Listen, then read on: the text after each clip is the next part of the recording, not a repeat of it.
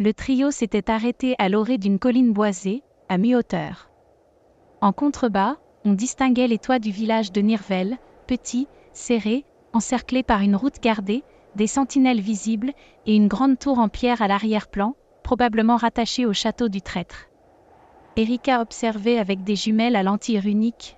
3 entrées principales. Toutes surveillées. Même le marché a des soldats en civil.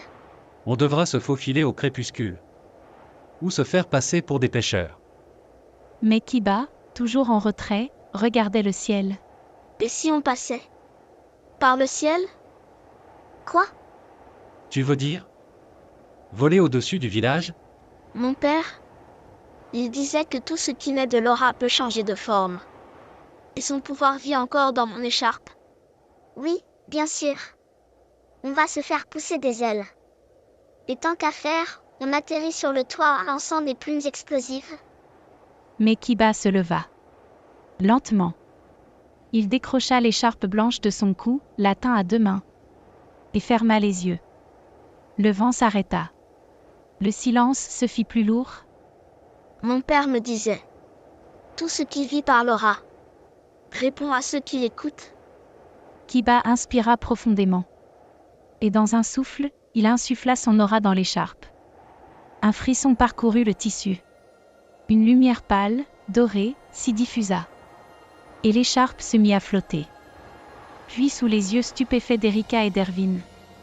L'écharpe s'allongea, se fendit, se déploya.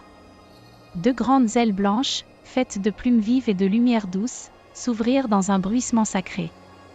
Kiba resta là, droit, les ailes battant lentement dans son dos. Son aura brillait doucement autour de lui. Il ouvrit les yeux. Calme. Présent. Plus qu'humain. On peut passer par le ciel. Mais c'est... Il a hérité. Tu as vraiment hérité de Ryu. Je ne sais pas si je peux voler longtemps. Mais je peux sûrement nous aider à passer au-dessus des gardes. Tu n'as pas dit que t'étais un gosse? Parce que là, t'es littéralement un ange de guerre sorti d'une légende. Mon père m'a dit que Laura répond à ceux qui ont foi. Moi, je crois encore en lui. Les ailes de lumière battaient lentement dans l'air du soir, projetant une douce brume dorée sur les rochers. Le vent tournait, les feuilles tremblaient, et pourtant, tout semblait suspendu.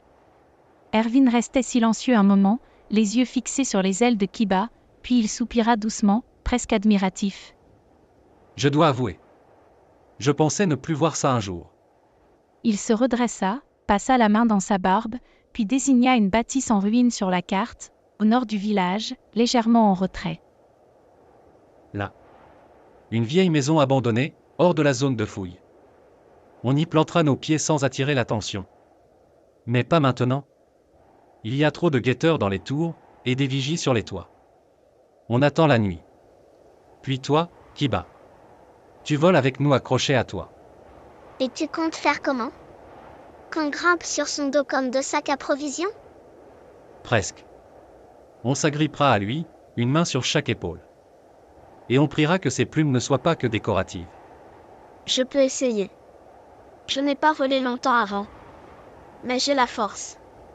Et Laura, t'es sûr que tu peux nous porter jusqu'au bout? 2 personnes, c'est lourd. Et si tu t'écrases, on finit empalé sur une palissade? Mon père disait, le poids d'un ami n'est jamais trop lourd, tant que ton cœur vole avec lui.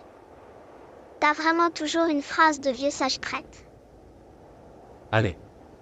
On se repose jusqu'à la tombée de la nuit. Et ensuite, on s'envole comme des voleurs d'étoiles.